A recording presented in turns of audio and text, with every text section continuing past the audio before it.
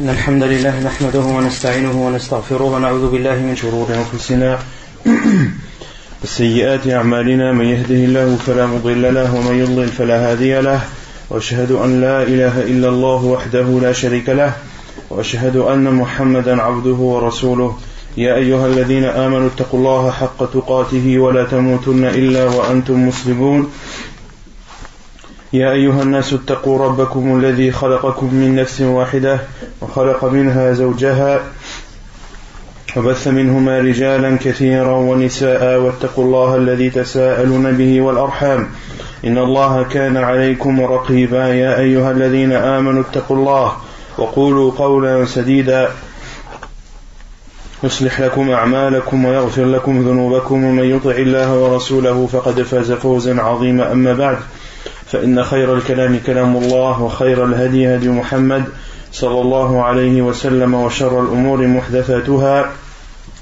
وكل محدثة بدعة وكل بدعة ضلالة وكل ضلالة في النار أما بعد. Donc nous continuons l'explication du livre Al-Wajiz fi fiqh as-sunnati wal kitab al-aziz. La semaine dernière, nous avions continué à énumérer les 8 catégories de personnes qui ont le droit de percevoir la zakat. On avait continué en parlant de la 6e catégorie qui sont appelées en arabe al-gharimoun, autrement dit les endettés. Qu'est-ce qu'on avait dit au sujet des endettés? Quels sont les endettés qui ont le droit de percevoir l'argent de la zakat? Non. La 4 catégories qui ont le droit de prendre l'argent zakat. Non. La première, la personne qui a pris l'engagement de payer entre deux tribus. Ahsant, la personne qui a pris l'engagement de payer une somme d'argent à par exemple 2 tribus qui étaient en conflit, une personne qui est venue pour les arranger les problèmes qu'il y a entre eux, pour les réconcilier, et s'il a pris l'engagement de payer ou de donner de l'argent en compensation pour que ces 2 tribus se réconcilient, il est autorisé de donner de l'argent, de la zakat à cette personne. À quelle condition? On avait donné une condition qu'il a la meilleure de prendre ça. Ahsant, qu'il ait l'intention au moment où il a pris cet engagement que l'argent qui sera payé sera pris de la zakat. Ensuite, il y a la personne qui a pris l'engagement de payer les dettes de son frère endetté. Non. Cette dette lui a payé tout son argent. Ahsant, celui qui a pris l'engagement de payer la dette de quelqu'un et que cette dette-là a pris tout son argent, il est autorisé de donner à cette personne qui est endettée, qui a pris la dette de quelqu'un d'autre, de le payer de l'argent de la zakat. Et ensuite, il y a une personne qui est endettée et qui n'arrive pas à payer ses dettes. Ahsan, celui qui est endetté, tout simplement, celui qui est endetté et qui n'a pas la possibilité financière de rembourser ses dettes, il est autorisé de lui donner. Et la 4e catégorie, la personne qui a fait des dettes dans des péchés, et il a fait tawbah, non. Il reste endetté, on a le droit de payer. Ahsan, celui qui était endetté suite à une désobéissance à Allah subhanahu wa ta'ala qu'il a faite, mais par laquelle il s'est repenti. Celui qui s'est repenti d'un péché qu'il a fait, mais que durant les moments où il avait fait ce péché, il était endetté et que même après s'être repenti, les dettes sont toujours à son compte, alors il est autorisé de donner de l'argent de la zakat à cette personne afin qu'elle rembourse ses dettes. Qu'est-ce qu'on avait dit sur la dette d'un défunt? Est-ce qu'il est autorisé de prendre ou d'utiliser l'argent de la zakat pour la rembourser? Non. Il n'est pas autorisé. Pourquoi? Parce que le prophète l'aurait fait quand il y avait un sahabi qui est Ahsan, car le prophète sallallahu alayhi wa sallam ne l'a pas fait. Et le défunt, lorsqu'il laisse une dette, eh bien, il est autorisé à sa famille ou bien à n'importe quel musulman de rembourser ou de prendre en charge cette dette, mais en aucun cas de rembourser cette dette de l'argent de la zakat, car cela n'a pas été fait par le prophète sallallahu alayhi wa sallam alors qu'il en avait la possibilité. On avait cité les hadiths à ce sujet pour chacune des catégories. Et ensuite, la 6e catégorie de personnes qui ont le droit de percevoir la zakat, qui sont ceux qui sont fi sabilillah, ceux qui sont dans le sentier d'Allah. Et on avait dit ceux qui sont dans le sentier d'Allah, ce sont deux catégories. Ceux qui font le combat pour Allah, Ahsan, ceux qui sont dans le combat dans le sentier d'Allah subhanahu wa ta'ala, les combattants dans le sentier d'Allah subhanahu wa ta'ala, et ceux qui font le hajj, ceux qui font le pèlerinage à la Mecque. Il est autorisé de donner de l'argent de la zakat à une personne qui a l'intention de partir au pèlerinage et qui n'en a pas les moyens, car le prophète sallallahu alayhi wa sallam a considéré le hajj comme étant fi sabilillah. Et concernant talibul ilm, l'étudiant en sciences religieuses, est-ce qu'il est considéré comme étant dans le sentier d'Allah ou non? Celui qui consacre tout son temps à l'apprentissage de la religion, à apprendre la science juridique. Non. Oui. Quelle est la preuve? C'est parce que c'est un jihad nefs, non? Il y a un khilaf des savants sur ça. Certains savants disent que oui, il est considéré comme étant fi sabilillah, car il consacre tout son temps dans l'apprentissage de la religion, et que dans ce cas il est considéré comme étant fi sabilillah, car le talab al-ilm, l'apprentissage de la religion, c'est considéré comme un jihad fi sabilillah. C'est un jihad de la langue, car il y a le jihad de la langue, il y a aussi le jihad des plumes et de l'écriture. Lorsque un savant écrit un livre et répond aux innovateurs ou autres et montre la vérité et démontre le faux, cela est considéré comme un jihad fi sabilillah. Et d'autres savants ont dit non. On dit non, il n'est pas autorisé de donner de l'argent de la zakat à l'étudiant en sciences religieuses, sauf s'il est dans le besoin, sauf s'il rentre dans la catégorie de l'masakin ou bien de l'fuqara, sauf si c'est un nécessiteux ou bien un pauvre. Dans ce cas, il est autorisé de lui donner. Les savants qui disent le premier avis parmi le Cheikh Ibn Uthaymin rahimahullah, et le second avis c'est l'avis de Cheikh Al-Albani et de Cheikh Ibn Baz rahimahumullah. Ensuite, la 8e catégorie, la 8e et dernière catégorie de personnes qui ont le droit de percevoir la zakat, ce sont avant ça, il y a dans l'autre catégorie avant là. Non. Il dit que si par exemple ils ont un salaire, tu leur donnes pas, sauf si ce salaire là. Ahsant. Concernant les combattants, ceux qui sont fi sabilillah, il n'est pas autorisé de le donner à ceux qui ont un salaire versé par l'État. Les militaires qui combattent et qui sont payés pour ça par l'État, eux ne perçoivent pas l'argent de la zakat. On le donne à ceux qui n'ont pas de revenus, ceux qui ne sont pas rémunérés par l'État. Barakallahu fik. Ensuite, la 8e catégorie, ce sont les riches qui achètent la zakat avec leur argent. Non, c'est pas ça la 8e catégorie. Wabn sabil, c'est le voyageur.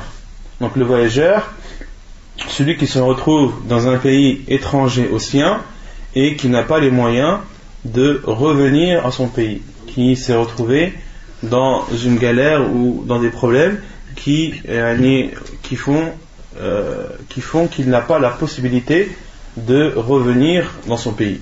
Donc lui, il est autorisé de lui donner de l'argent, de la zakat, afin qu'il retourne chez les siens, même s'il fait partie chez les siens de personnes riches. On a dit également celui qui est autorisé de donner de l'argent de la zakat à celui qui veut voyager par exemple pour aller rendre visite à ses parents, mais qui n'en a pas les moyens, qu'il est autorisé de lui donner de l'argent pour qu'il puisse aller et revenir visiter ou faire cette obligation qui est pour lui. Et ensuite on a parlé de la zakat, qu'elle n'est pas, on avait cité le hadith où le prophète sallallahu alayhi wa sallam a dit que la zakat n'est pas autorisée pour le riche sauf pour 5 catégories. Les 5 catégories qui sont Ahsant, celui qui travaille pour la zakat. Ensuite celui qui l'a acheté de son propre argent. C'est-à-dire celui qui l'a acheté de son propre argent. C'est-à-dire un riche qui achète une zakat à une personne qui était pauvre. Ahsant. C'est-à-dire qu'il est autorisé à un riche d'acheter la zakat de son argent de l'acheter avec son argent. Acheter la zakat, c'est-à-dire un pauvre à qui on a donné par exemple un bien, ça peut être une chamelle ou autre, eh bien il est autorisé à un riche de venir et d'acheter ce bien au pauvre. Donc en fait il a acheté indirectement une zakat. Et on avait dit qu'il fallait que ce cas était autorisé à condition que c'est pas lui qui l'a vendu. Que la zakat qu'il achète, que ce ne soit pas lui qui l'ait donné à ce pauvre, mais que ce soit quelqu'un d'autre. Car sinon, cela ouvrirait la porte à des escroqueries et à des déviations des jugements de la religion. Ou bien alors, celui qui est endetté, car des riches peuvent être endettés, il est autorisé de leur donner de la zakat s'ils n'ont pas la possibilité de rembourser leurs dettes. Ou bien ceux qui combattent dans le sentier d'Allah, ils peuvent très bien être riches.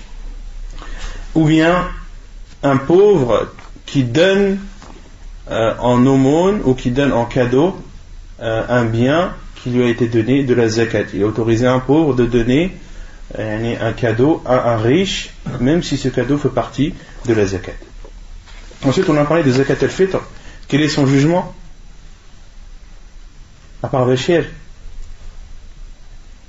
Naam. L'expression sur les paroles inutiles. Naam. Quel est son jugement d'abord?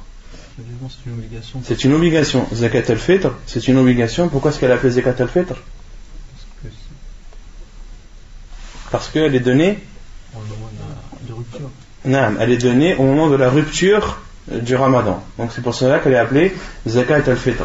Et donc elle est obligatoire. Les hadiths à ce sujet et le hadith où il est dit que le prophète sallallahu alayhi wa sallam a rendu farada Rasulullah sallallahu alayhi wa sallam zakat al-fitr. Le prophète sallallahu alayhi wa sallam a rendu zakat al-fitr obligatoire. Et concernant sa sagesse, pourquoi est-ce qu'elle a été légiférée? Naam.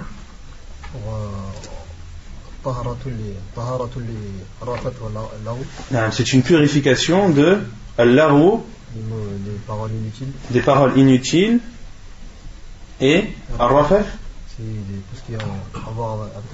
ce sont les actes et les paroles qui sont mauvaises, et lorsque la personne les fait, elle encourt des péchés. Donc que le zakat al-fitr est un moyen de purification pour le jeûneur des manquements ou des choses qu'il n'a pas faites, qu'il aurait dû faire. Et bien zakat al-fitr permet de combler tous ces trous. Et c'est aussi également c'est aussi une nourriture pour les pauvres. Ensuite on avait parlé de envers qui elle est obligatoire. Envers qui zakat al-fitr est obligatoire. Il n'y en a que 3 qui répondent tout le temps, alors que vous êtes masha'Allah. Envers qui zakat al-fitr est obligatoire? On l'a vu ou on l'a pas vu la semaine dernière? Envers qui elle est obligatoire? C'est important de savoir ça.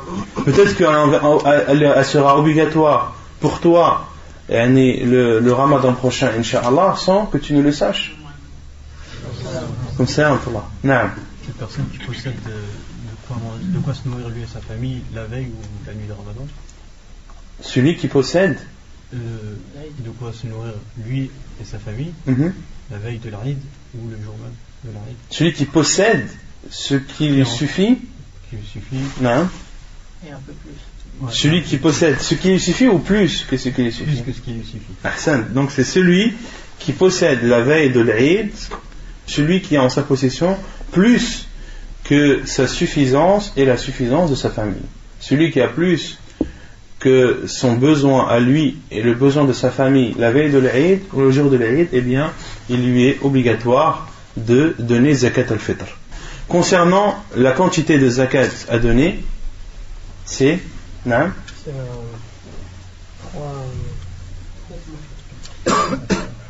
C'est la contenance. 4 amdad. Et 4 amdad, c'est un sa'. Donc de donner un sa', on avait dit qu'un sa', ça équivaut à combien en kilos? 2,40 kg de façon précise, mais rien n'interdit de donner plus. Et concernant al-qamh, le blé ou le froment, la quantité est de un demi-sa', autrement dit muddayn, ahsant, 2 mouds. 2 mouds, ça c'est concernant le blé et le froment. Et tout le reste de nourriture, il faut donner à sa', qui est l'équivalent de 2 kg et 40 grammes. Et on avait dit que la majorité des savants, ou la plupart des savants, obligent de donner zakat al-fitr comment? Non? En nourriture.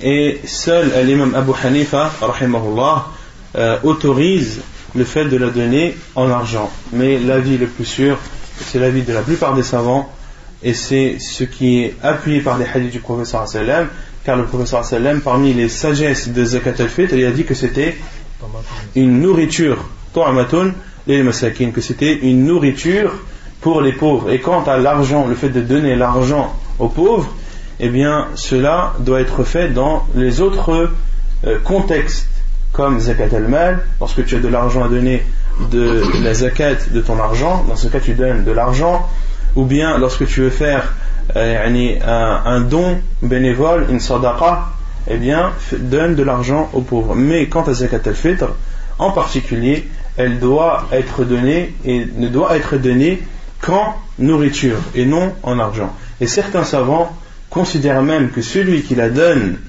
en argent, elle n'est pas acceptée de lui. Et parmi eux, Cheikh al-Fawzan hafidhahullah considère que celui qui donne zakat al-fitr en argent, eh bien elle n'est pas considérée comme zakat al-fitr, car le prophète sallallahu alayhi wa sallam a dit Man ahdatha fi amrina hada ma laysa minhu fahuwa raddun. Celui qui innove dans nos commandements une chose qui n'en fait pas partie, il est rejeté. Il est rejeté. Et il n'a jamais été rapporté ni dans le Coran, ni dans la sunna du prophète sallallahu alayhi wa sallam, ni dans les actes de nos pieux prédécesseurs qu'ils ont donné zakat al-fitr en argent, et au contraire ils ne l'ont toujours donné qu'en nourriture. Ensuite on avait parlé du moment où il fallait sortir ou donner zakat al-fitr. Qu'est-ce qu'on avait dit? Non? Il faut la donner avant la prière, et il est autorisé de la donner avant al-Eid d'un jour ou de 2 jours.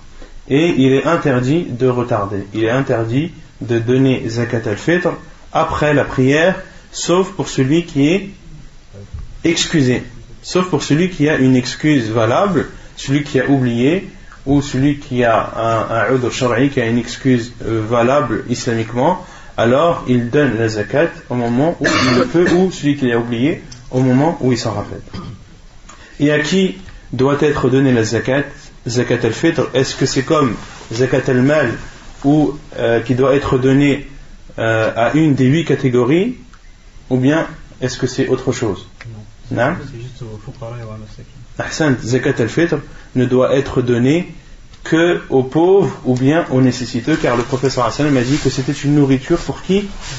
Pour al-masakin, pour les nécessiteux et les pauvres. Et al-masakin, on avait dit dans le hadith, qu'est-ce qu'il englobe? Le terme miskin, lorsqu'il est cité tout seul, englobe les nécessiteux et les pauvres. De même que al-fuqara, lorsqu'ils sont cités tout seuls, ils signifient les pauvres et les nécessiteux. Et lorsqu'ils sont cités l'un à côté de l'autre, alors al-fuqara signifie, ou al-faqir signifie celui qui a moins de la moitié. Il signifie le pauvre, et al-miskin signifie le nécessiteux. طيب. يقول المؤلف صدقة التطوع ويستحب الإكثار من صدقة التطوع لقوله تعالى مثل الذين ينفقون أموالهم في سبيل الله كمثل حبة أنبتت 7 سنابل في كل سنبلة 100 حبة والله يضاعف لمن يشاء والله واسع عليم. Ensuite le chapitre des aumônes surérogatoires. Des aumônes surérogatoires. L'auteur dit, et il est préférable de donner beaucoup d'aumônes surérogatoires. La preuve est la parole d'Allah subhanahu wa ta'ala, où il dit: ceux qui dépensent leurs biens dans le sentier d'Allah ressemblent à un grain d'où naît ou d'où naissent 7 épis, chaque épi contenant 100 grains. Et Allah multiplie la récompense à qui il veut, et Allah est immense et savant de toutes choses. Donc ici, dans ce verset, Allah subhanahu wa ta'ala donne l'image de celui qui donne une aumône surérogatoire comme un grain, et dans ce grain il y a 7 épis, et dans chaque épi il y a 100 grains. Autrement dit, la récompense est multipliée par combien? Par 700. Puis Allah subhanahu wa ta'ala dit Wallahu yudha'ifu liman yasha. Et Allah subhanahu wa ta'ala ne se contente pas uniquement de multiplier cette aumône surérogatoire par 700, mais il multiplie aussi et multiplie par un nombre plus grand à qui il veut. Wallahu yudha'ifu liman yasha wallahu wasi'un alim. Et Allah est immense, c'est-à-dire dans la récompense qu'il peut donner à ses serviteurs. Wallahu wasi'un alim. Et il sait tout, il connaît ses serviteurs qui donnent les aumônes surérogatoires, même s'ils le font de façon discrète. Allah subhanahu wa ta'ala est savant de toutes choses. Il y a d'autres versets dans le Coran où Allah subhanahu wa ta'ala encourage les musulmans et les croyants à donner des aumônes surérogatoires, entre autres le hadith, plutôt le verset Afwan dans Surat Al-Ahzab, où Allah subhanahu wa ta'ala cite en disant Innal muslimina wal muslimat wal mu'minina wal mu'minat, les musulmans et les musulmanes, les croyants et les croyantes. Puis Allah subhanahu wa ta'ala cite parmi eux wal mutasaddiqina wal mutasaddiqat, et ceux qui donnent en aumône parmi les hommes et ceux qui donnent de l'aumône parmi les femmes. Et Allah subhanahu wa ta'ala à la fin du verset, lorsqu'il a cité toutes ces catégories, il a dit A'addallahu lahum maghfiratan wa ajran 'azima. Allah subhanahu wa ta'ala leur réserve un pardon de lui wa ajran 'azima, et une immense récompense. Et Allah subhanahu wa ta'ala dit aussi dans un autre verset dans Surat Al-Baqarah, lorsqu'il a parlé de l'usure, Allah subhanahu wa ta'ala dit Yamhaqullahu riba. Allah subhanahu wa ta'ala rabaisse l'usure et enlève de l'usure toute bénédiction, toute baraka. Yamhaqullahu riba wa yurbis sadaqat. Et de l'autre côté, Allah subhanahu wa ta'ala multiplie et fait fructifier les aumônes lorsqu'elles sont données par les musulmans et les musulmanes, ou par les croyants et les croyantes.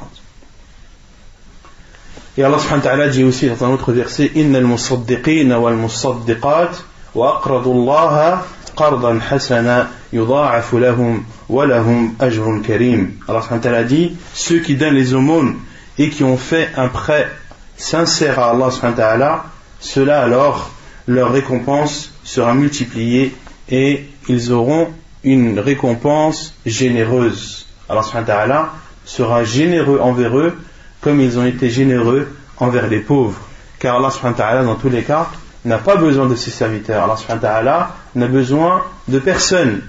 Ne pense pas qu'Allah subhanahu wa ta'ala, lorsqu'il te demande de donner en aumône, ne crois pas qu'Allah azza wa jal a besoin de cela, en aucun cas. Wallahu ghaniyyun hamid, wallahu ghaniyyun 'anil 'alamin. Allah n'a besoin de personne, mais tout le monde a besoin de lui, comme il dit Allah subhanahu wa ta'ala Antumul fuqara'u ila Allah wallahu huwa al-ghaniyyul hamid. Vous êtes les pauvres envers Allah, et c'est Allah qui est le riche et celui qui doit être loué. ولقول النبي صلى الله عليه وسلم, donc ceci concernant les versets dans le Coran qui poussent et encouragent le croyant à donner en aumône, et concernant les hadiths du prophète صلى الله عليه وسلم ولقول النبي صلى الله عليه وسلم ما من يوم يصبح العباد فيه إلا ملكان ينزلان فيقول أحدهما اللهم أعطي منفقا خلفا ويقول الآخر اللهم أعطي ممسكا تلفا. Hadith muttafaqun alayh.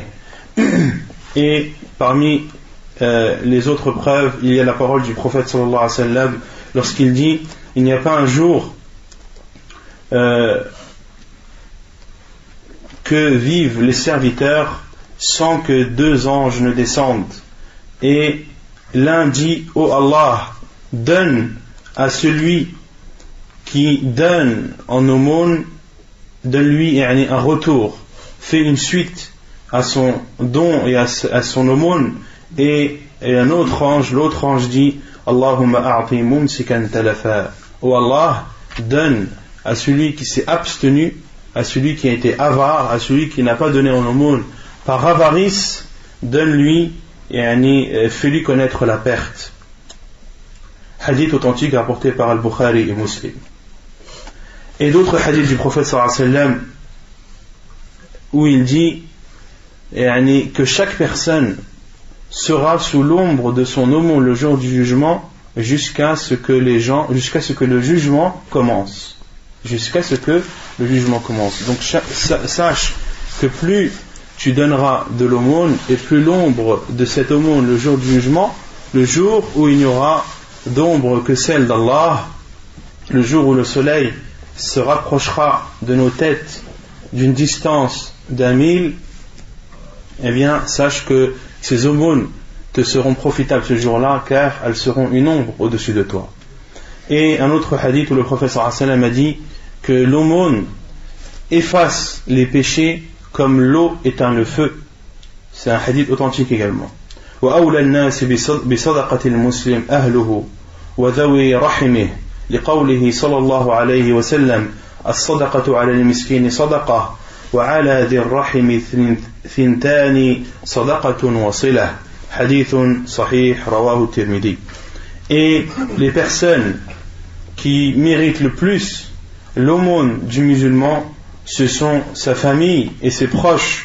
La preuve est la parole du prophète sallallahu alayhi wa sallam lorsqu'il dit: l'aumône envers le pauvre est une aumône, et envers un proche ce sont 2 choses, c'est une aumône et c'est un moyen de nouer les liens de parenté. Hadith authentique rapporté par At-Tirmidhi. Donc de donner une aumône, il est préférable de la donner à des personnes de ta famille, de tes proches qui sont pauvres et nécessiteuses. Ce sont eux qui méritent le plus ton aumône et ta générosité. Et sache qu'en donnant une aumône à ta famille, tu as fait 2 choses, à la fois une aumône qui sera multipliée, dont la récompense sera multipliée par Allah subhanahu wa ta'ala, mais c'est aussi un moyen de nouer les liens et de préserver les liens de parenté avec ta famille et tes proches. Donc ainsi se termine. Naam. Par rapport à ces sadaqa, est-ce qu'elle est autorisée aux non-musulmans? On a répondu à cette question. Est-ce qu'il est autorisé de donner az-zakat ou az-sadaqa à un non-musulman? Ahsant, que cela n'est pas autorisé, sauf s'il fait partie de al-mu'allafati qulubuhum, sauf s'il fait partie de ceux dont les cœurs sont proches de l'islam. Si tu vois qu'il s'intéresse à l'islam, qu'il veut connaître l'islam, et que le fait que tu lui donnes de l'argent va le toucher et va le pousser, l'encourager à apprendre plus cette religion, à s'en rapprocher encore plus et Inch'Allah à l'embrasser, eh bien dans ce cas il est autorisé. Sinon les savants sont d'accord sur le fait qu'il n'est pas autorisé de donner la zakat et la sadaqa à un non-musulman. Et si tu sais que cette personne, par exemple, la fume ou je sais pas quoi, tu lui donnes quand même. S'il fait partie de l'mu'allaf qulubuhum. S'il fait partie. S'il fait un péché avec cet argent-là, tu lui donnes quand même. Il fait pire que boire et fumer. Il n'adore pas Allah. Il n'est pas musulman. Est-ce qu'il y a un péché pire que de ne pas adorer Allah? Non. Donc le fait qu'il boive, qu'il fume ou autre, cela n'influe pas. À partir du moment où il est intéressé et qu'il est proche de l'islam, il fait partie de al-mu'allaf qulubuhum, une des 8 catégories à qui il est autorisé de percevoir l'argent de la zakat. Wallahu a'lam. Donc ainsi se termine le livre de la zakat. Inch'Allah ta'ala, aujourd'hui on va commencer le livre Kitab al-Nikah, le livre du mariage. Normalement le livre qui suit c'est Kitab al-Hajj, mais je préfère retarder un peu Kitab al-Hajj quelques mois avant le début du Hajj pour que tout soit frais dans les esprits de chacun. Non. Une question par rapport à Zakat al-Fitr. Non, tfadala. Pour les gens qui ne peuvent pas jeûner le mois du Ramadan pour cause de maladie, est-ce qu'il peut sortir une zakat s'il la sort sur l'argent ou en nourriture? Concernant la compensation des gens qui n'ont pas jeûné. Non, concernant ceux qui ne peuvent pas jeûner, on avait dit que si c'est une maladie qui est une maladie qui peut être suivie d'une guérison, que cette personne doit rattraper son jeûne. Celui qui est malade d'une maladie incurable qui ne lui permet pas de jeûner, alors il doit nourrir pour chaque pauvre, pour chaque jour non jeûné, un pauvre. Donc le fait de nourrir un pauvre, c'est une chose. Cela compense les jours non jeûnés. Quant à Zakat al-Fitr, on a dit Zakat al-Fitr est obligatoire envers qui? Envers le musulman qui est libre et qui a plus que sa suffisance à lui et à sa famille la veille de l'Aïd. Qu'il soit malade ou pas, qu'il soit vieux ou pas, à partir du moment où il a plus que sa suffisance et la suffisance de sa famille, il doit donner Zakat al-Fitr. Et le fait de donner en expiation, de nourrir en expiation un pauvre par jour parce qu'il n'a pas pu jeûner, c'est une chose, et de donner Zakat al-Fitr, c'en est une autre. Et le fait de nourrir un pauvre tous les jours qu'il n'a pas jeûné, c'est obligatoire. C'est obligatoire, non. On va faire. Si on peut avoir un Zakat aussi, je veux savoir par exemple des fois, quand en France, par exemple, et on n'arrive pas à trouver les personnes à qui donner Zakat al-Fitr. Non. Est-ce qu'il y a un niveau où on peut faire ça au bled, et la personne par exemple qui est au bled qui donne, en fait, elle demande à l'intermédiaire de le donner à sa place. Est-ce que cette personne-là, en retour, elle veut donner son argent ou pas? Ou l'autre peut dire le fait de donner Zakat al-Fitr à un pauvre dans un autre pays que le tien, les savants disent que cela doit être fait en cas de force majeure. Si vraiment il n'y a pas de pauvres dans le pays où tu vis. Mais la question est, est-ce que vraiment il n'y a pas de pauvres dans le pays où tu vis?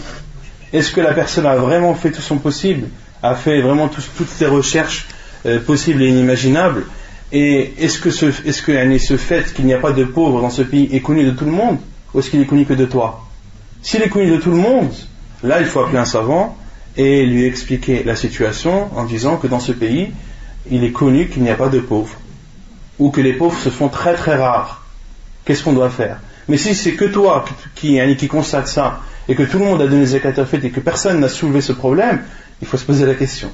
Non. La personne, comment dire, par exemple, si la personne elle sort quand même la Zakat à sa place, et que par exemple elle dit quand tu vas demain tu vas donner ton argent, et que cette personne ne donne pas son argent, est-ce que la Zakat est prise en compte ou pas? Sachant qu'il n'a pas payé le prix de la Zakat. Lorsque tu donnes, tu as le droit de léguer quelqu'un pour qu'il donne ta Zakat. Lorsque tu lègues quelqu'un pour qu'il donne ta Zakat, la responsabilité est à celui à qui tu l'as donné. Lorsque tu dis à une personne, voilà la Zakat al-Fitr, est-ce que tu peux le donner à un tel? La responsabilité est de celui à qui tu l'as donné. Mais cela ne doit pas t'empêcher de demander et de vérifier que la Zakat a bien été donnée. Wallahu a'lam. يقول المؤلف كتاب النكاح, donc le livre du mariage qui se trouve à la page 260. Ça dépend. Ceux qui ont la première édition, c'est 271, et ceux qui ont la seconde, c'est 277. كتاب النكاح, le livre du mariage. Qu'est-ce que signifie النكاح dans la langue arabe? النكاح هو الضم والجمع, c'est le fait de rassembler et de réunir. Lorsque tu dis تناكحت الأشجار, lorsque tu dis تناكحت الأشجار, c'est-à-dire que les arbres se sont regroupés et réunis les uns des autres. وفي الشرع, et concernant la définition de nikah, du mariage au niveau de la religion, c'est un contrat ou un acte qui a été établi par Allah et par son prophète sallallahu alayhi wa sallam, qui autorise à un homme de jouir d'une femme et à une femme de jouir d'un homme, de jouir dans tous les sens du terme. Et concernant kalimat al-nikah, le terme nikah en arabe, plutôt dans le Coran, a été cité en voulant dire deux choses différentes. La première chose, nikah signifie dans le Coran le contrat, l'acte de mariage. Al-aqd, comme Allah subhanahu wa ta'ala dit, وَلَا تَنْكِحُوا مَا نَكَحَ آبَاؤُكُمْ مِنَ النِّسَاءِ. Allah subhanahu wa ta'ala dit, et ne vous mariez pas avec celles dont vos pères se sont mariés. Et ici, le terme marié, qu'est-ce qu'il signifie? Le terme nakaha ay aqada. Ay aqada. Car le terme nikah dans le Coran, il signifie deux choses. Soit le fait de faire un contrat de mariage, un acte de mariage, ou bien les rapports intimes avec sa femme. Ce sont les deux sens présents dans le Coran. La preuve du premier sens, le fait de faire un contrat et de se marier, c'est la parole d'Allah subhanahu wa ta'ala lorsqu'il dit وَلَا تَنْكِحُوا مَا نَكَحَ آبَاؤُكُم مِنَ النِّسَاءِ. Et ne vous mariez pas avec des femmes dont vos pères se sont mariés. Donc toutes les femmes ou la femme avec qui ton père s'est marié, il ne t'est pas autorisé de te marier avec elle. Supposons que ton père se marie avec une seconde épouse et que l'acte de mariage est valide, c'est-à-dire qu'il y a eu l'accord du tuteur et il y a eu la présence de deux témoins. Si l'acte de mariage est valide, alors cette femme, il t'est interdit à toi de te marier avec elle. Et ceci, que ton père ait consommé le mariage ou qu'il ne l'ait pas consommé. Et ce jugement est valable aussi, ce jugement est valable concernant les femmes qui se sont mariées avec ton père ou avec ton grand-père ou arrière-arrière-grand-père.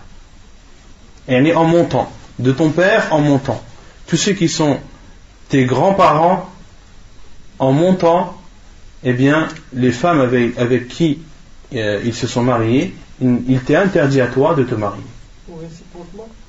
Non? Réciproquement aussi. Si le fils a marié avec le mari. Allahu a'lam. Le contraire, Allahu a'lam, la adri.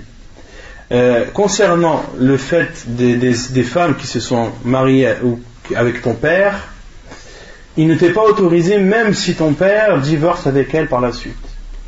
Même si ton père divorce avec elle par la suite, elle reste pour toi un mahram. Mais pour ton père, elle n'est plus un mahram. Donc une femme qui s'est mariée avec ton père, même si le mariage n'a pas été consommé, et que ton père divorce par la suite, eh bien cette femme reste pour toi un mahram. Reste pour toi une femme qui t'est interdite au mariage. Autrement dit, tu as le droit de voyager avec elle, tu as le droit de rester tête à tête avec elle, elle a le droit de se dévoiler devant toi, alors que ton père, lui, n'est plus son mari. Donc lui n'a plus le droit de la voir, n'a plus le droit de voyager seul avec elle, etc. etc. Et c'est un jugement qui reste durant toute la vie de la personne. Et dans ce verset, Allah a dit وَلَا تَنْكِحُوا مَا نَكَحَ آبَاؤُكُمْ. Ici, le terme nakaha signifie ne concluez pas de contrat de mariage avec des femmes qui se sont mariées avec vos pères. Et ensuite, Allah a dit illa ma qad salaf. Illa ma qad salaf, c'est-à-dire lakin ma qad salaf. C'est-à-dire que si vous avez conclu des mariages de cette sorte avant de connaître le jugement, avant que ce jugement n'apparaisse, alors Allah subhanahu wa ta'ala ne le prendra pas en considération, mais vous devez rompre cet acte de mariage.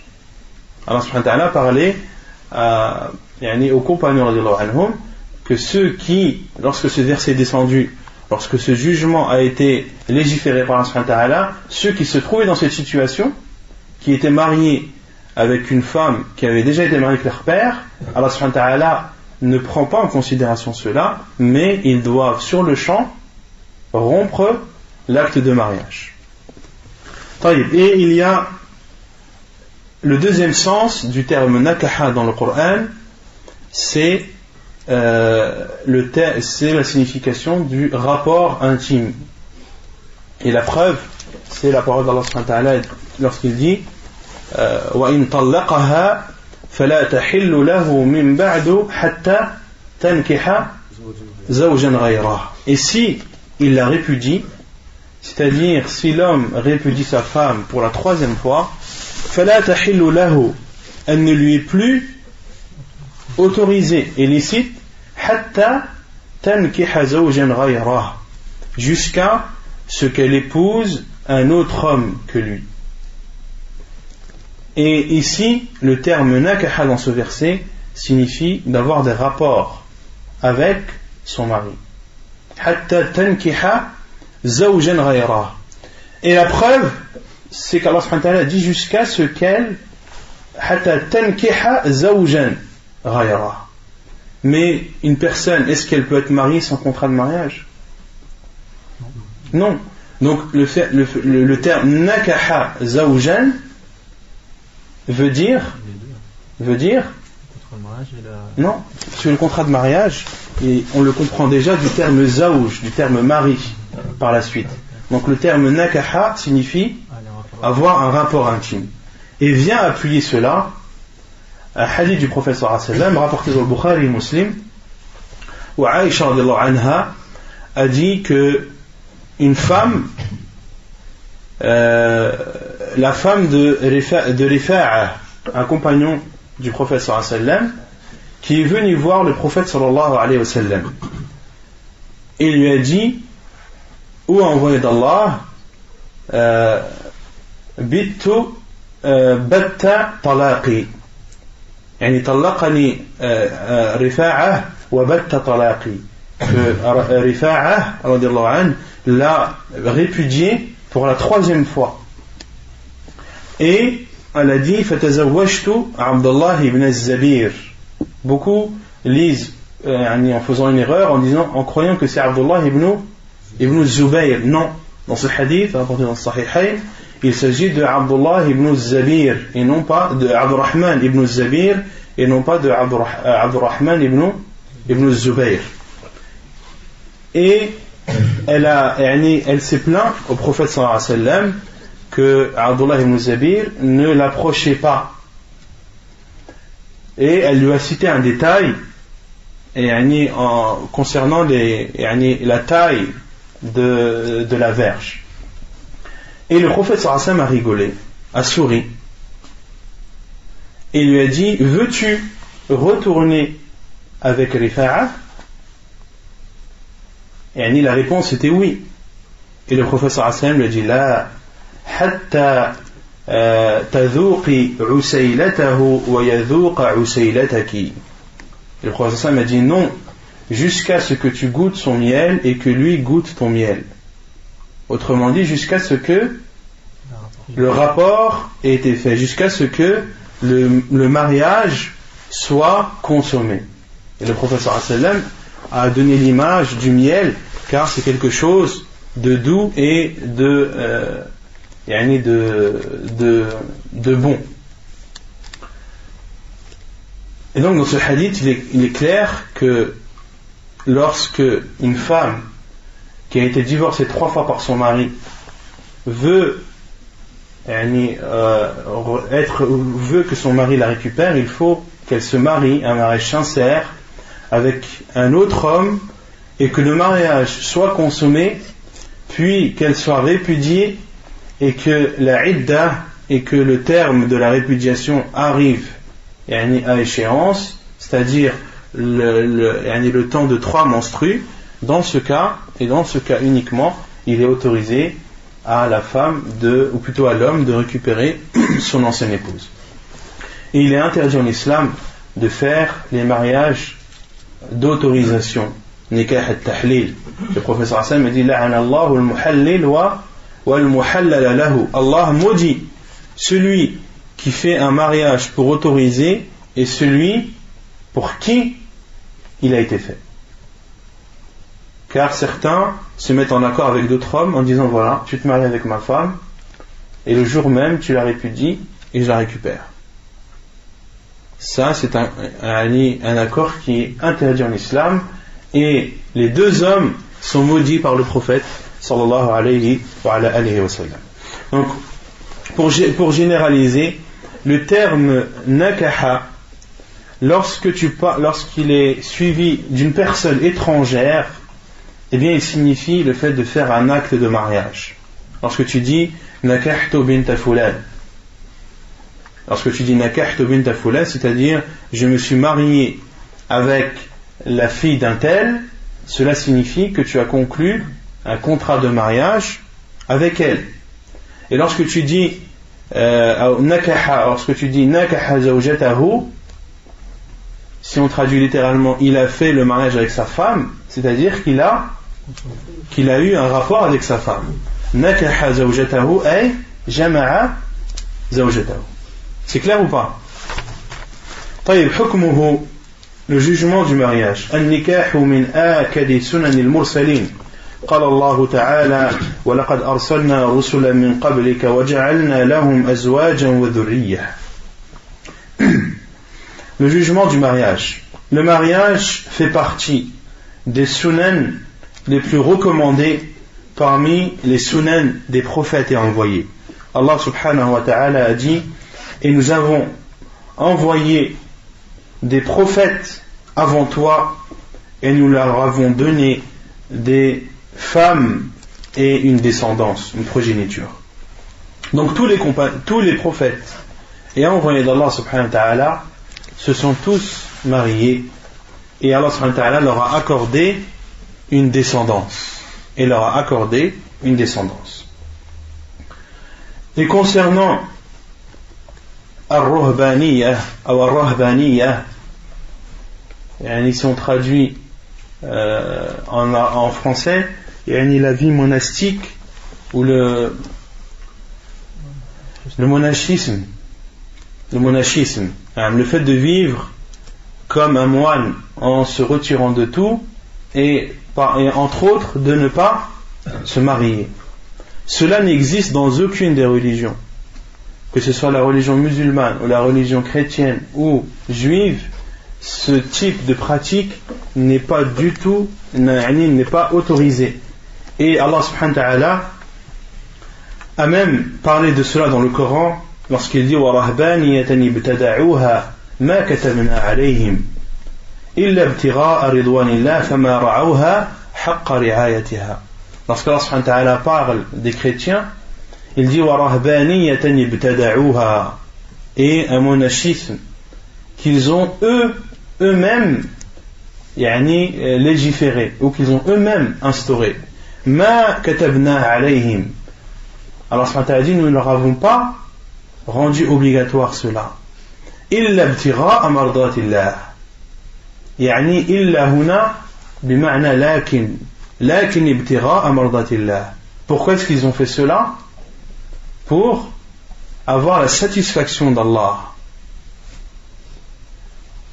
Cette faction de chrétiens qui se refuse ou qui s'interdit le mariage, eh bien ils ont instauré une chose qu'ils ont eux-mêmes innové et qu'Allah subhanahu wa ta'ala ne leur a jamais ordonné, et ils ont fait ça ibtira amardatillah, pour satisfaire Allah subhanahu wa ta'ala.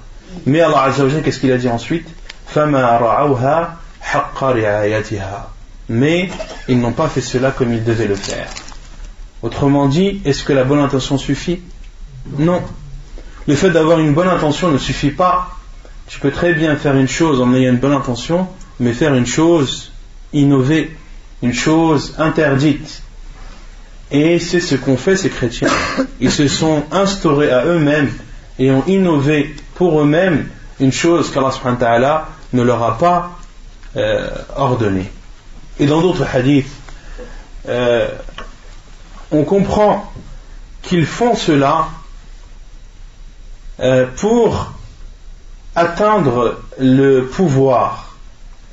Ils font cela pour qu'ils soient respectés des gens et demander ensuite le pouvoir. Et Allah subhanahu wa ta'ala a dit cela dans le Coran lorsqu'il dit: Inna kathiran min al-ahbari wal-ruhban la ya'kuluna أموال الناس بالباطل ويصدون عن سبيل الله. إن كثيرا من الأحبار والرهبان. Beaucoup de rabbins et de moines لا يأكلون أموال الناس بالباطل. Ils mangent l'argent des gens dans le faux. ويصدون عن سبيل الله. Et ils dévient les gens du chemin d'Allah subhanahu wa ta'ala. Et ils font cela pour qu'il soit élevé aux yeux des gens, pour que les gens disent regardez, un tel c'est interdit de se marier avec une femme, il a fait ça pour Dieu, regardez, il faut le respecter, il faut le voir d'un autre œil.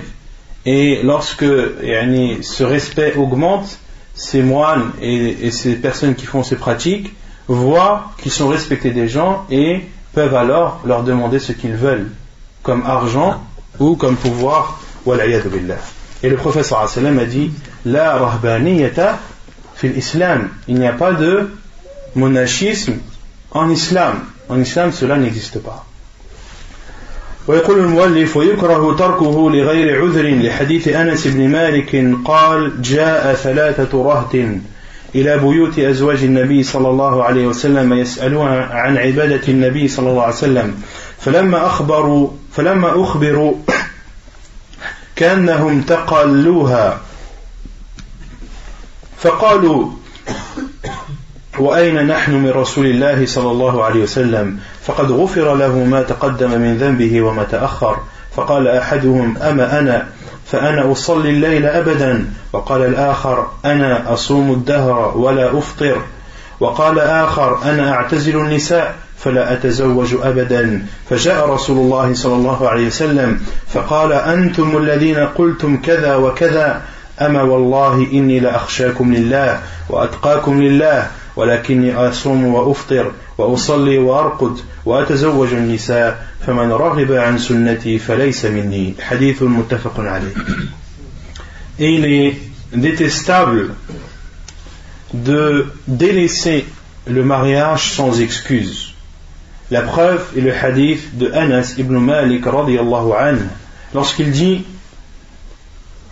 un groupe de 3 hommes appelés en arabe raht, et raht en arabe ça signifie un nombre d'hommes compris entre 3 et 9. Donc 3 hommes sont venus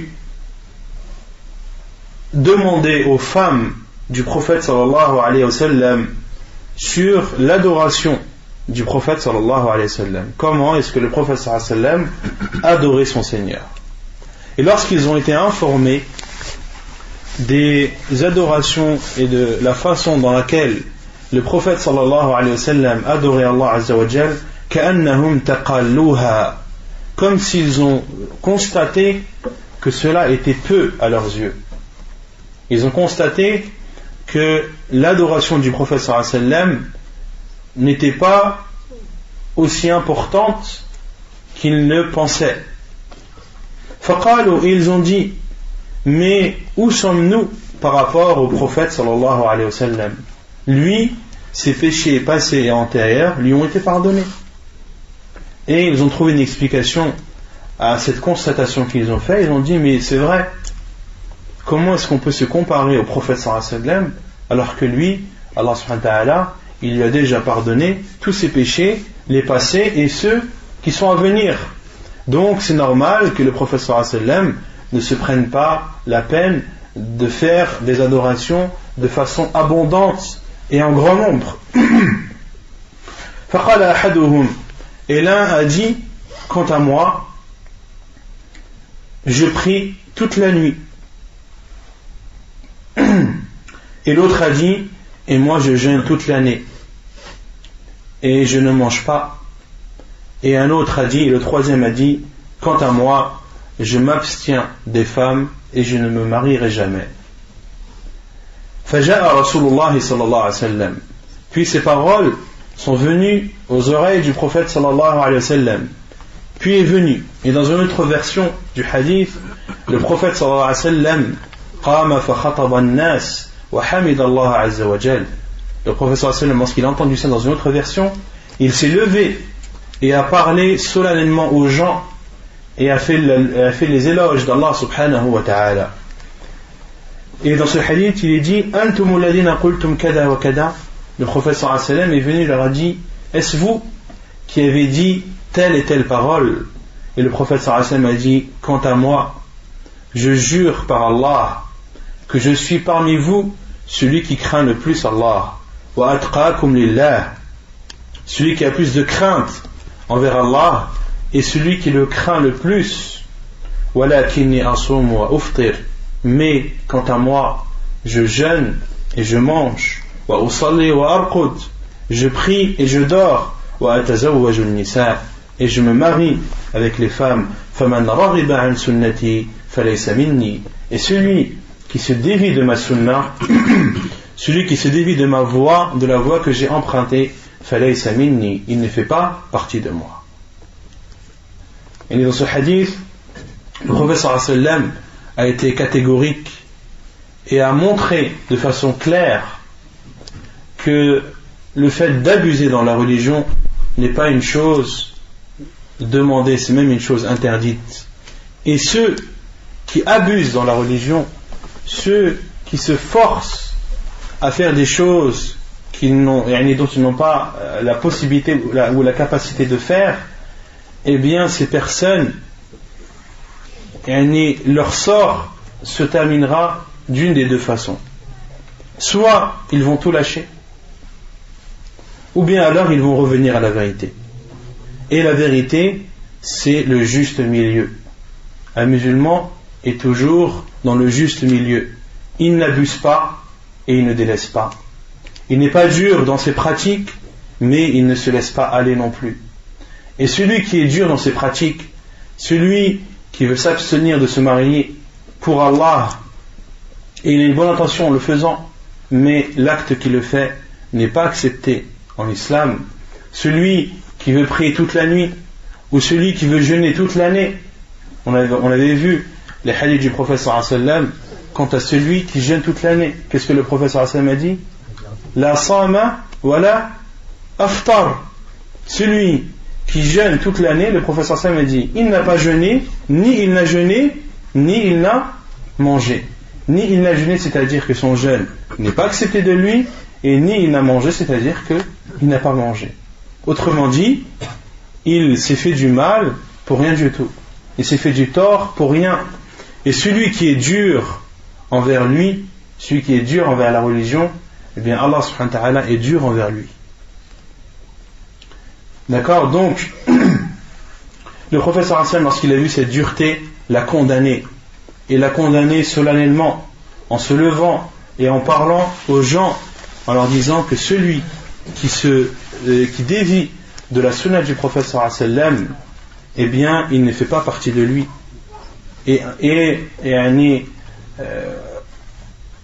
Les constats sont présents partout. Vous verrez toujours une personne qui est dure envers elle-même, qui dépasse les limites et qui veut adorer Allah subhanahu wa ta'ala soi-disant plus que le prophète sallallahu alayhi wa sallam. Vous verrez, soit cette personne revient à la vérité et au juste milieu, et c'est ce qu'on lui souhaite, ou soit, wal'iyadu billah, elle sort du chemin et elle s'égare. Combien ont commencé leur pratique et ont voulu tout faire d'un coup, et ceux qui veulent tout faire d'un coup, quelle est leur fin? Ils délaissent tout d'un coup.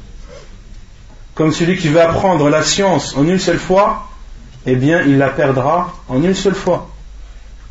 Le musulman doit toujours voir le juste milieu. Et quand vous voyez les gens de la sunna, les gens qui suivent nos pieux prédécesseurs, ils sont toujours dans le juste milieu. Quel que soit le domaine, quel que soit le sujet, que ce soit dans le fiqh, que ce soit dans la croyance, que ce soit dans les adorations, dans tous les domaines, vous verrez toujours les gens de la vérité qui sont dans le juste milieu. Et le prophète sallallahu alayhi wa sallam a ici, et les savants ont déduit qu'il était détestable pour celui, voire interdit, pour celui qui n'a pas d'excuse de ne pas se marier. Celui qui n'a pas d'excuse de ne pas se marier. Celui qui n'a pas d'excuse, il lui est fortement recommandé de se marier. ويجب على القادر عليه إذا خشي على نفسه العنت لأن الزنا حرام وكذلك ما يؤدي إليه وما هو مقدمة له فمن خشي على نفسه الوقوع في هذا وجب عليه رفعه عن نفسه فإن كان لا يندفع إلا بالنكاح وجب عليه ذلك. Et il est obligatoire pour celui qui en a la possibilité et qui a peur pour sa personne de commettre l'adultère ou la fornication, c'est pour lui une obligation, car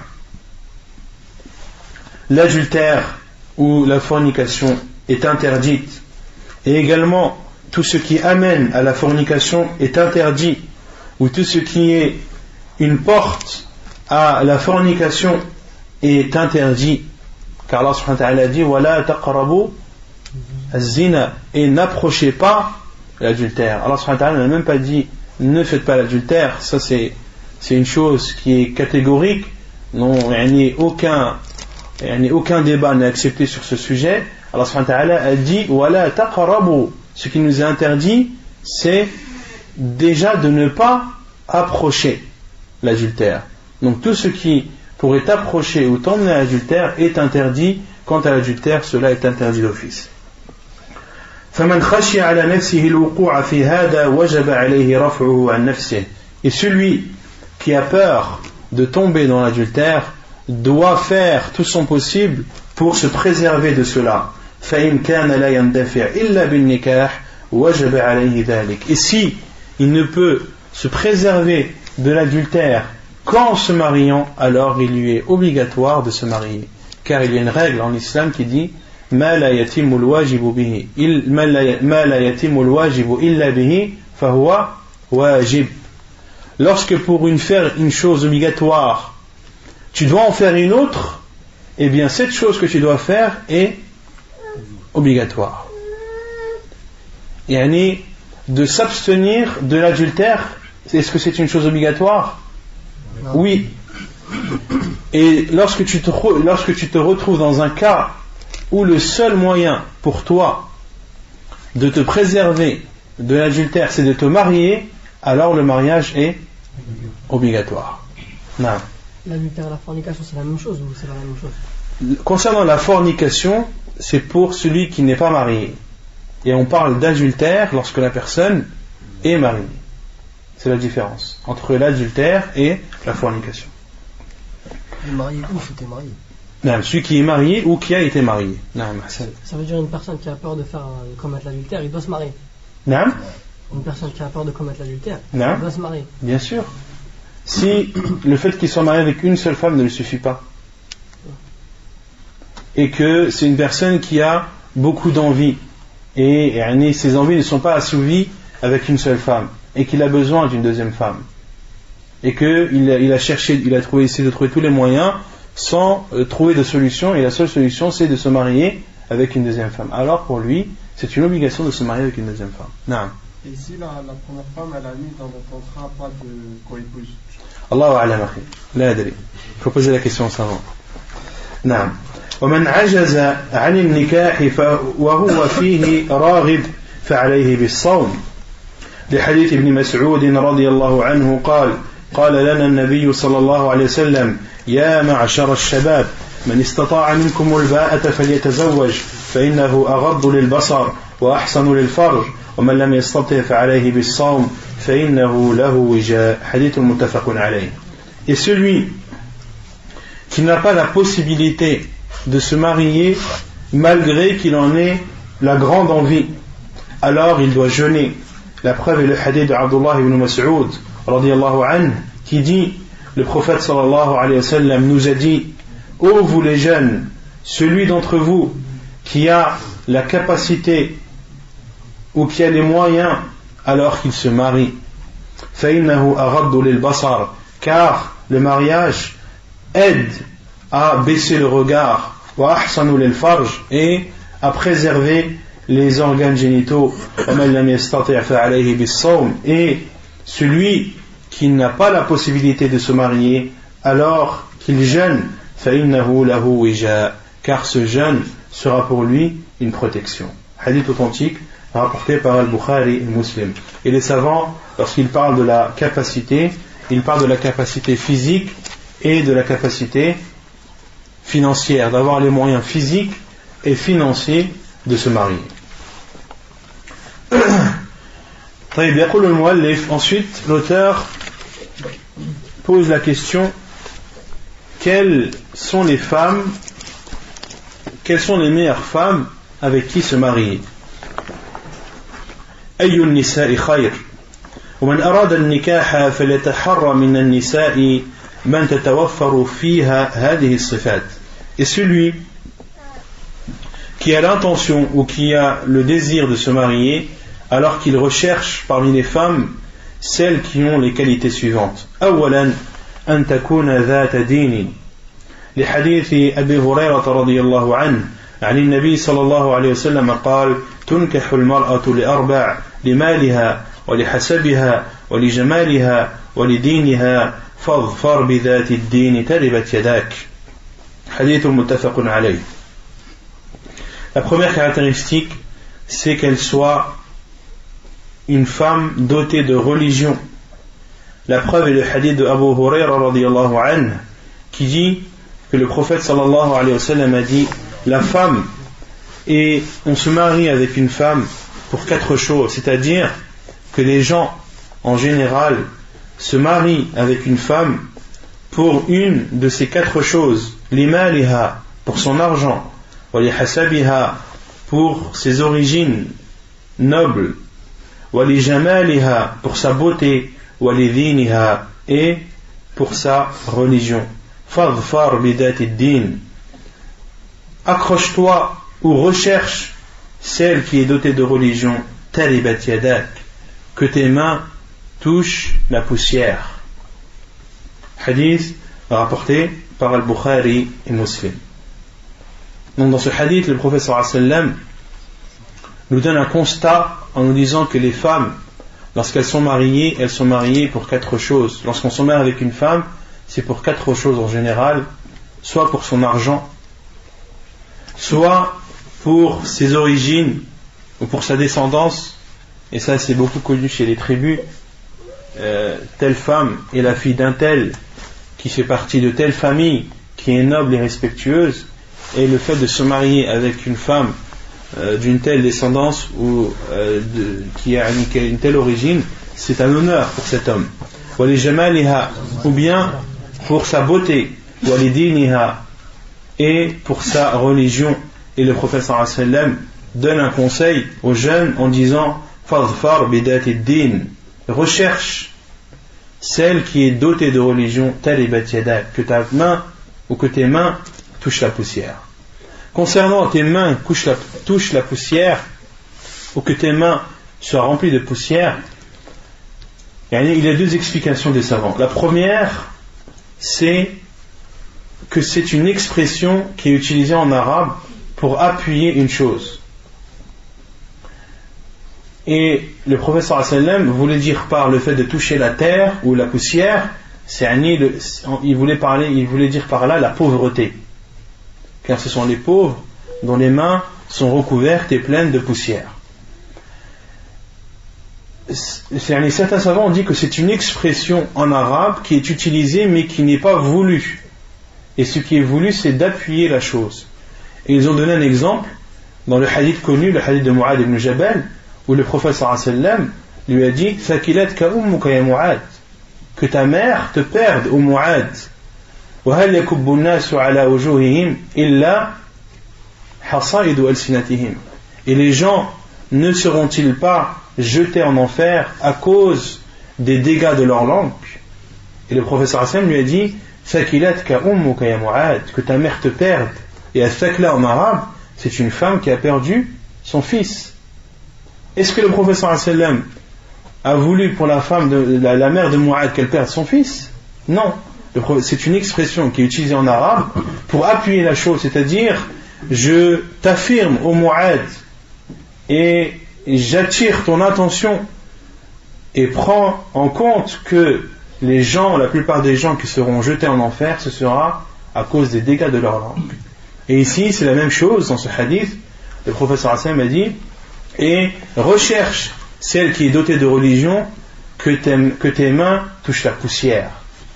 Autrement dit, pour appuyer le fait et pour insister sur le fait que de rechercher la femme dotée de religion est ce qu'il y a de plus important. Et la deuxième explication des savants, ils ont dit taribat yadak, c'est-à-dire tes mains vont toucher la poussière si tu choisis une femme qui n'est pas dotée de religion. Autrement dit, choisis, recherche une femme dotée de religion, sinon tu connaîtras la pauvreté. Vous avez compris ou pas? طيب. ثانيا, la deuxième caractéristique, أن تكون بكرا إلا أن تكون له مصلحة في الثيب.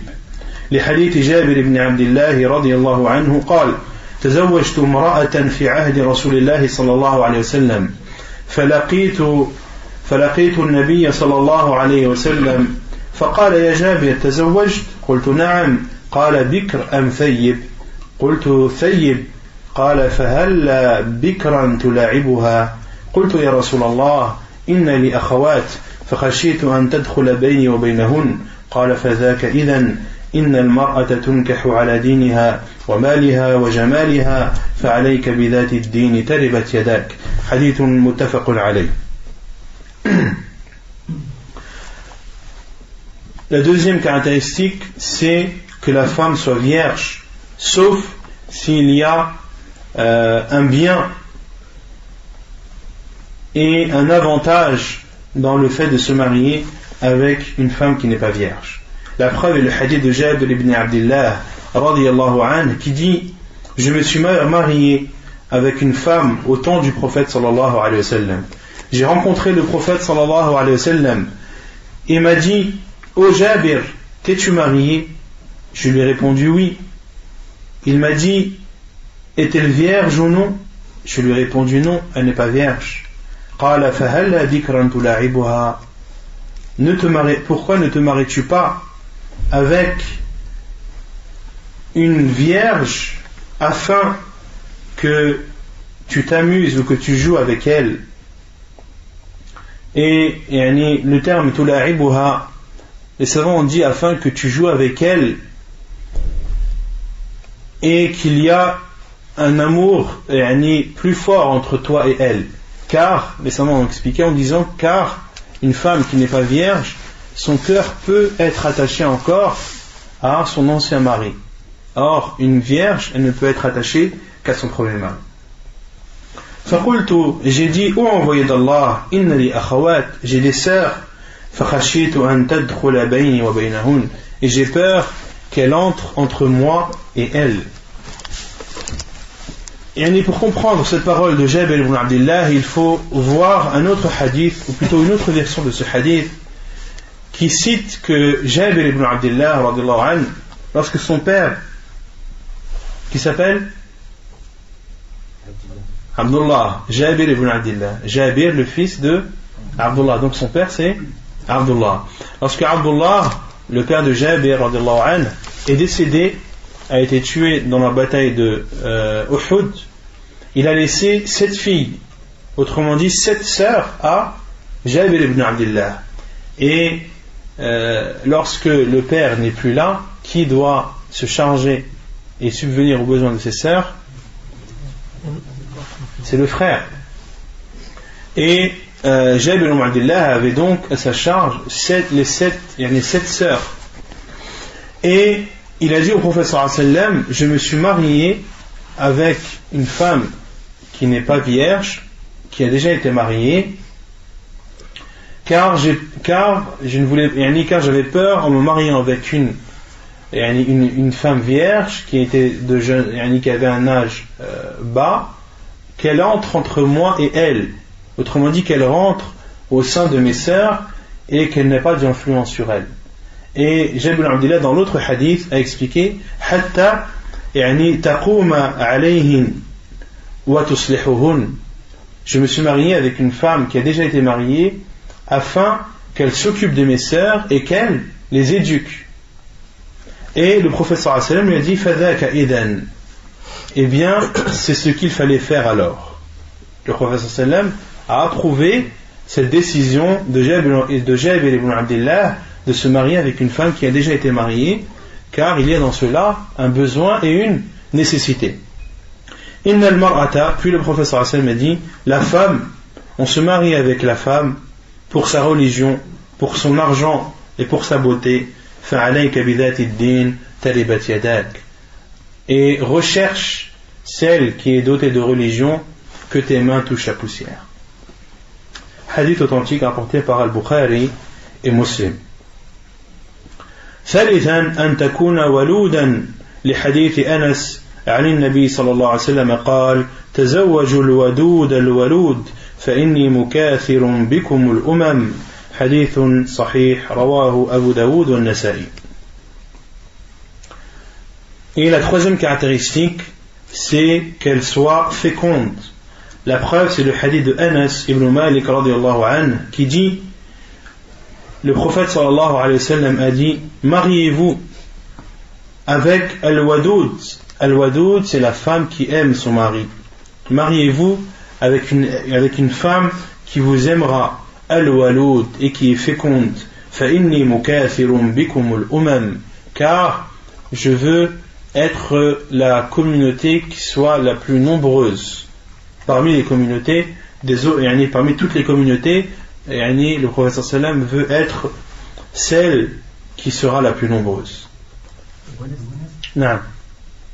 Ça peut être une raison de se marier avec une deuxième femme, ce hadith-là du prophète sallam qui dit qu'on va multiplier sa communauté, mis à part le fait que ça fait tout à l'heure quelqu'un qui a beaucoup de plaisir. Les savants disent concernant le fait de se marier avec une deuxième femme, il n'y a pas besoin d'avoir une raison. C'est une chose qui est autorisée. Tu peux très bien te marier avec une seconde femme, car Allah subhanahu wa ta'ala te l'a autorisé. Et la seule condition dans cela, c'est d'être juste.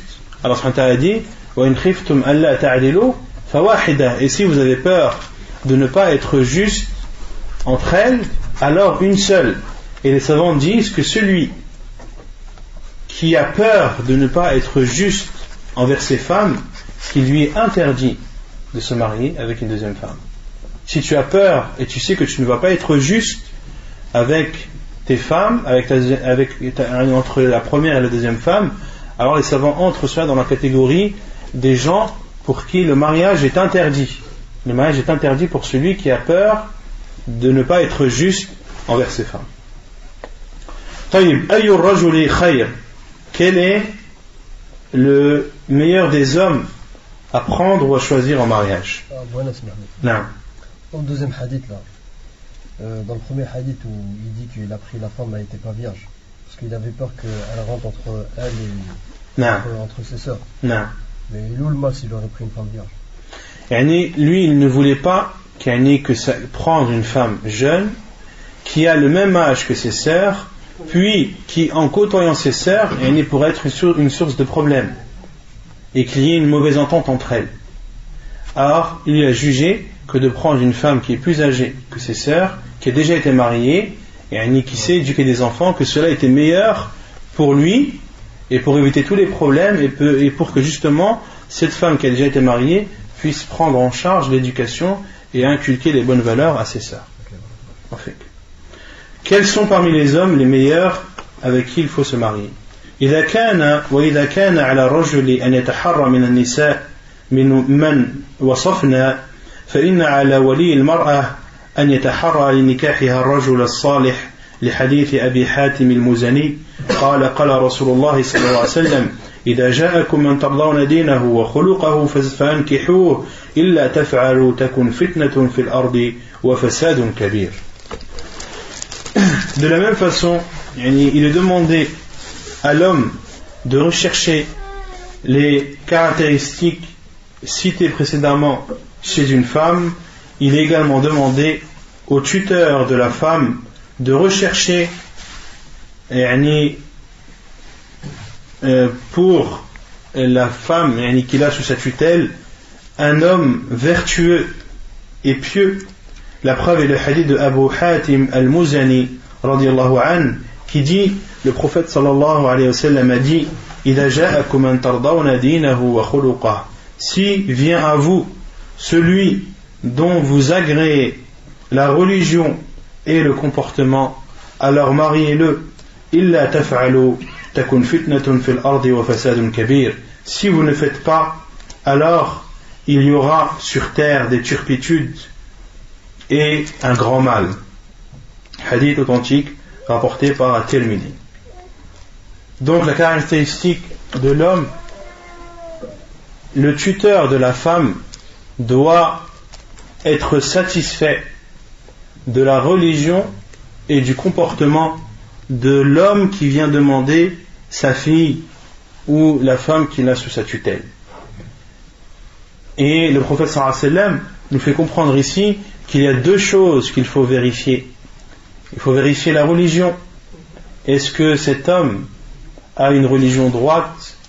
Est-ce qu'il est assidu dans ses pratiques, etc., etc. Est-ce qu'il craint Allah subhanahu wa ta'ala? Et également, est-ce que son comportement est un comportement louable?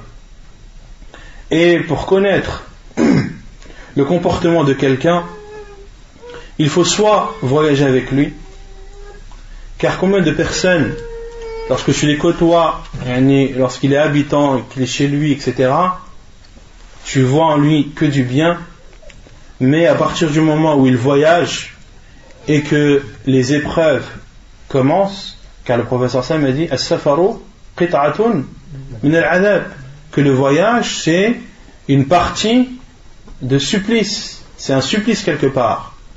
Lorsqu'il voyage et qu'il est atteint par la fatigue et qu'il est atteint par la faim, par la soif, par la chaleur, par le froid, etc., etc., lorsqu'il est atteint par l'éloignement du lieu où il habite, là, le vrai visage de la personne se dévoile.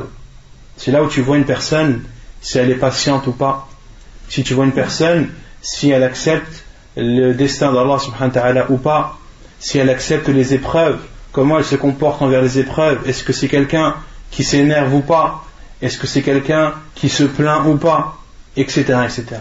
Le voyage permet, lorsque tu voyages avec une personne, cela te permet de mieux connaître la personne. Et combien de personnes, lorsqu'elles ont voyagé avec d'autres, beaucoup de choses se sont dévoilées. Des choses qu'il n'aurait jamais suspectées se sont dévoilées devant ses yeux. Et un autre moyen de connaître une personne, c'est de travailler avec lui, d'avoir des relations commerciales avec lui. Et ça, malheureusement, on le voit beaucoup à notre époque. Combien de personnes, tu les vois, masha'Allah, mais lorsqu'il s'agit d'euros, lorsqu'il s'agit de vendre et d'acheter, là tu vois al-ajab al-ujab. Là tu vois des choses qui vont t'étonner comme jamais tu n'as été étonné. Des choses dont tu n'avais jamais pensé, des choses, tu t'es dit jamais un musulman ne pourrait faire, ou je n'aurais jamais pensé que toi, comme je te connais, tu aurais pu faire cela. Combien de transactions se passent mal, combien de comptes sont faussés, combien d'argent sont volatilisés, etc., etc. Donc le fait d'avoir une transaction commerciale avec quelqu'un, de voir comment la transaction se passe, de voir si les comptes sont normaux ou pas, s'il n'y a pas de trous, s'il n'y a pas de tricherie, etc., etc. Et cela aide à connaître le comportement de la personne. Et également, le troisième moyen de connaître une personne, c'est lorsque c'est ton voisin. Lorsque c'est ton voisin, c'est un moyen pour toi de connaître son comportement, de savoir comment il est. Est-ce que son comportement est agréé chez toi? Est-ce que tu es satisfait de son comportement ou pas? Donc il est préférable, lorsque tu veux te renseigner sur quelqu'un, de demander directement à ses voisins. Les voisins vont te dire comment il est. Est-ce que c'est quelqu'un de nerveux ou pas? Est-ce qu'ils entendent crier, ou est-ce qu'ils ont vu ou entendu des mauvaises choses de lui? Est-ce qu'il leur a porté atteinte ou pas, etc., etc. Et les voisins pourront te donner une image ou un avis sur la personne dont tu veux savoir. Naam. Fadala. L'amana, pour savoir ce qu'il en est, il y a des véhicules, il y a aussi par rapport à l'amana, tu vois ce qu'il en est de la personne. C'est-à-dire l'amana. Par rapport à l'amana donnée ou là, s'il te la rend, il te la rend pas. Bien sûr, après si c'est une personne à qui tu as confié un dépôt, ou à qui on a confié un dépôt, ou à qui beaucoup de personnes ont confié un dépôt et que le dépôt n'a pas été préservé comme il se doit, ou qu'il a été égaré, etc., ça c'est une preuve que la personne n'est pas, il y a un manque dans son comportement, dans la sincérité et dans la responsabilité. de voir aussi si la personne est avare ou pas, de voir si la personne est nerveuse ou pas, de voir si la personne est, est violente ou pas, etc., etc. Parce qu'une personne qui est avare, c'est un défaut que tu dois connaître. Tu ne vas pas, c'est un danger, ou ce serait un mal de donner ou d'accepter le mariage avec un homme qui est avare. Tu sais qu'il ne subviendra pas aux besoins de sa femme, ou qu'il va penser qu'à lui, qu'il va manger et laisser sa femme dans le besoin, etc., etc. Une personne qui est avare, ça peut être un moyen ou une excuse de refuser un mariage. ولا بأس بأن يعرض الإنسان ابنته أو أخته على أهل الخير لحديث ابن عمر أن عمر بن الخطاب حين تأيمت حفصة بنت عمر من خنيس بن حذافة السهمي وكان من أصحاب رسول الله صلى الله عليه وسلم فتوفي بالمدينة فقال عمر بن الخطاب أتيت عثمان بن عفان فعرضت عليه حفصة فقال سأنظر في أمري فلبثت ليالي ثم لقيني فقال قد بدا لي أن لا أتزوج يوم هذا قال عمر فلقيت أبا بكر الصديق فقال إن شئت زوجتك حفصة بنت عمر فصمت أبو بكر فلم يرجع إلي شيئا وكنت أوجد عليه مني على عثمان فلبثت ليالي ثم خطبها رسول الله صلى الله عليه وسلم فأنكحتها إياه فلقيني أبو بكر فقال لعلك وجدت علي حين عرضت علي حفصة فلم أرجع إليك شيئا قال عمر قلت نعم قال أبو بكر فإنه لم يمنعني أن أرجع إليك فيما عرضت علي إلا أني كنت علمت أن رسول الله صلى الله عليه وسلم قد ذكرها فلم أكن لأفشي سر رسول الله صلى الله عليه وسلم ولو تركها رسول الله صلى الله عليه وسلم قبلتها حديث صحيح رواه النسائي والبخاري كذلك قبلتها نعم il manque moi il manque pas قبلتها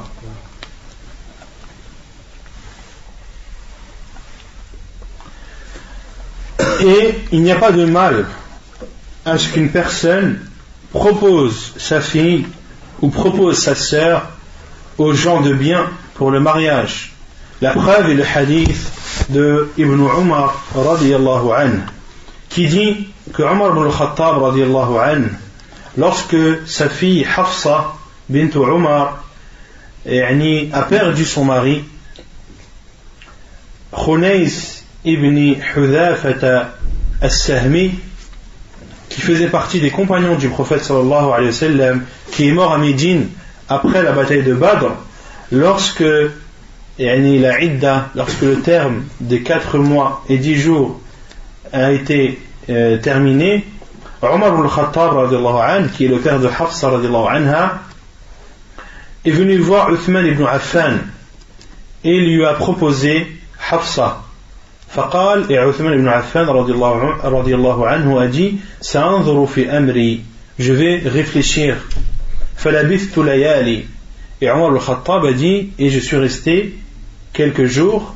ثم لقيني, puis Uthman ibn Affan radiyallahu anhu m'a rencontré. فقال, et il m'a dit قد بدا لي أن لا أتزوج يوم هذا, il m'est apparu où je vois que je ne veux pas me marier pour le moment. قال عمر فلقيت أبا بكر الصديق, Omar al-Khattab a dit j'ai rencontré alors Abu Bakr as-Siddiq radiyallahu anhu et je lui ai dit إن شئت زوجتك حفصة بنت عمر, si tu le désires et si tu veux je te marie à Hafsa la fille de Omar. فصمت أبو بكر, et Abu Bakr radiyallahu anhu s'est tu, n'a rien dit. فلم يرجع إلي شيئا, et Omar al-Khattab radiyallahu anhu a dit et il ne m'a fait aucun retour. Depuis que Omar al-Khattab radiyallahu anhu a proposé sa fille Hafsa radiyallahu anha à Abu Bakr radiyallahu anhu, Abu Bakr s'est tu et ne lui a plus donné de nouvelles. وكنت أوجد عليه مني على عثمان. Et j'étais plus énervé contre lui que contre Uthman radiyallahu anhu. Et les savants ont dit que Omar al-Khattab radiyallahu anhu était plus énervé contre Abu Bakr que sur Abu Bakr que sur Uthman radiyallahu anhu, car pour deux choses, soit parce que Abu Bakr radiyallahu anhu était très proche de Omar al-Khattab, et le fait que Abu Bakr ne dise rien, se taise, et blessé Omar radiyallahu anhu, ou bien c'est le fait que Abu Bakr radiyallahu anhu s'est tu et n'est pas répondu. Quant à Uthman, lui, il a donné sa réponse en disant qu'il ne désirait pas pour le moment se marier. Falabithtu layali. Puis Omar al-Khattab radiyallahu anhu a attendu quelques jours. ثم خطبها رسول الله صلى الله عليه وسلم فانكحتها إياه.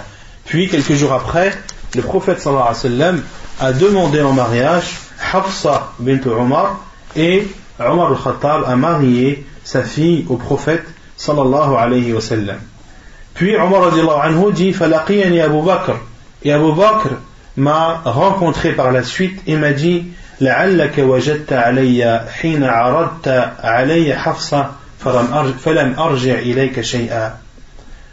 Peut-être que tu es énervé contre moi lorsque tu m'as proposé ta fille Hafsa et que je ne t'ai donné aucun retour. Et Omar radiyallahu anhu a dit oui, c'est vrai que je suis énervé contre toi lorsque je t'ai proposé ma fille et que tu ne m'as fait aucun retour. Et Abu Bakr radiyallahu anhu a dit فإنه لم يمنعني, ce qui m'a empêché de te donner une réponse lorsque tu m'as proposé ta fille, c'est le fait que je savais que le prophète sallallahu alayhi wa sallam l'avait cité. Le prophète sallallahu alayhi wa sallam avait parlé de Hafsa radiyallahu anha. فَلَمْ أَكُنْ لِأَفْشِيَ سِرَّ رَسُولِ اللَّهِ صلى الله عليه وسلم. Et il était hors de question que je dévoile un secret du prophète sallallahu alayhi wa sallam. وَلَوْ تَرَكَهَا رَسُولُ اللَّهِ صلى الله عليه وسلم قَبِلْتُهَا.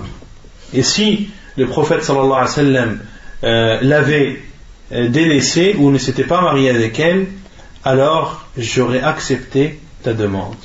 Hadith authentique rapporté par Al-Bukhari et An-Nasa'i. Et dans ce hadith il y a beaucoup de choses qu'on peut déduire, et le fait que Omar al-Khattab radiyallahu anhu soit énervé, cela fait partie de la nature humaine d'être blessé. Mais le souci, c'est lorsque le fait d'être blessé ou d'être énervé te pousse à dépasser les limites. Car Omar al-Khattab radiyallahu anhu a gardé cela pour lui. Cela ne l'a pas empêché de parler avec Abu Bakr et d'avoir des relations normales avec lui. Contrairement à beaucoup de personnes, lorsqu'ils sont énervés ou lorsqu'ils en veulent à quelqu'un, ils ne lui parlent plus, ils ne lui passent plus le salam, etc., etc. Le fait d'être énervé, c'est la nature humaine. Mais de dépasser les limites ou de ne pas t'acquitter des droits qu'a ton frère sur toi, parmi ces droits, le fait de le saluer et qu'il réponde à ton salam, cela c'est dépasser la limite. Et aussi on déduit de ce hadith l'importance qu'il y a de garder les secrets, et que tout ce qui s'entend ne se dit pas forcément. Tout ce qui s'entend ne se dit pas forcément. Et qu'il est autorisé aussi, on déduit aussi de ce hadith, qu'il est autorisé de se taire lorsque l'on juge que la réponse n'est pas appropriée. Comme l'a fait Abu Bakr radiyallahu anhu lorsque Omar al-Khattab lui a proposé sa fille. Abu Bakr radiyallahu anhu s'est tu, n'a pas donné de réponse. Et beaucoup ne comprennent pas ce comportement. Certains vont par exemple profiter qu'un cheikh vienne pour condamner une chose qui se passe par exemple dans la mosquée devant tout le monde avec les personnes concernées. Et le cheikh va comprendre cela et va juger par exemple que s'il donne la réponse maintenant, cela va faire une grosse fitna dans la mosquée. Beaucoup ne comprennent pas le fait qu'un cheikh se taise et ne dise pas une chose. C'est compréhensible. Si le fait de parler va amener plus de mal que de bien, alors de se taire est mieux. C'est pour ça que le prophète Sam a dit وَمَنْ كَانَ يُؤْمِنُ بِاللَّهِ وَالْيَوْمِ الْآخِرِ فَلْيَقُلْ خَيْرًا أَوْ لِيَصْمُتْ. que celui qui croit en Allah et au jour du jugement, qu'il dise du bien ou qu'il se taise. Donc tout ce qui s'entend ne se dit pas forcément. Et on déduit aussi de ce hadith l'importance de garder les secrets. Lorsque quelqu'un te dit une chose et qu'il te demande de garder cette chose en secret, c'est une obligation pour toi de garder cela en secret. Il ne t'est pas autorisé de le dévoiler. Car de dévoiler ce secret pourrait porter atteinte et portera atteinte sans aucun doute à cette personne. Et le hadith est authentique, rapporté par Al-Bukhari et Al-Nasa'i. Et donc dans ce hadith, on voit bien qu'il est autorisé au tuteur de la fille, si un père qui a une fille ou un frère qui a une sœur, il lui est autorisé, s'il voit des personnes de bien, des frères qu'il connaît, en qui il a confiance, dont il connaît le bon comportement, etc., et dont il est satisfait de la religion, alors il lui est autorisé de proposer. Ce n'est pas une honte en aucun cas de proposer sa fille ou de proposer sa sœur, de dire voilà, j'ai une fille et je te la propose en mariage, est-ce que tu acceptes ou pas, je te laisse réfléchir, etc., etc. Comme l'a fait Omar radhiyallahu anhu à Uthman ibn Affan, qui fait partie des grands compagnons du prophète sallallahu alayhi wa sallam, un des 10 à qui le prophète sallallahu alayhi wa sallam a promis le paradis de leur vivant, et de même qu'Abu Bakr radhiyallahu anhu. ونكتفي بهذا القدر وسبحانك اللهم وبحمدك أشهد أن لا إله إلا أنت أستغفرك وأتوب إليك.